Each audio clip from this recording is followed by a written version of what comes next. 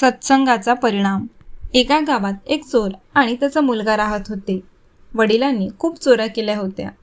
त्यांचा शेवट जसा जवळ आला तसे त्यांनी मुलाला जवळ बोलावून घेतले आणि काय वाटेल ते होऊ दे, पण कोणतेही प्रवचन किंवा कीर्तनाच्या वाटेला चुकूनही जाऊ नको, असा मुलाला उपदेश केला. त्यांनी मग प्राण सोडले. मुलानेही हा उपदेश मनापासून पाळला, पण त्यामागील कारण त्याला कळले नाही. एके दिवशी जंगलातून पळून गावाकडे येत असताना चुकून एका मंदिराच्या पाठीमागे तो आडोशाला लपला. त्या मंदिरात एका महाराजांचे प्रवचन चालू होते. प्रवचनात त्यांनी एक कथा निवडली होती. त्यातील एकाचं वाक्य ह्याच्या नकळत कानावर पडले. ते म्हणजे देवांची सावली पडत नाही. ह्याने ते मुद्दाम ऐकले नव्हते, तरी त्याच्या डोक्यात ते चांगलेच भिनले. नेमके त्याच वाटेवर राजाचे सैनिक त्याला आडवे आले आणि त्यांनी त्याला पकडले आणि तुरुंगात टाकले.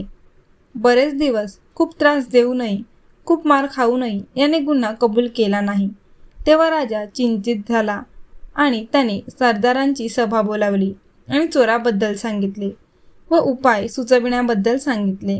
त्या सरदाराने शेवटी एक उपाय सुचविला.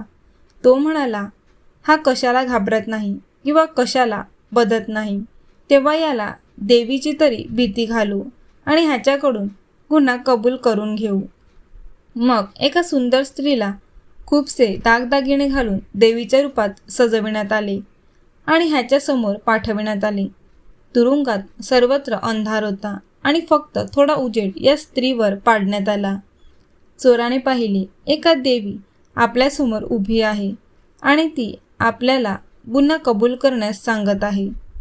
पण ह्याच वेळी त्याला नेमके प्रवचनातील देवांची सावली पडत नाही हे वाक्य आठवले आणि त्याचा समोरील देवीची सावली पडलेली त्याला दिसली.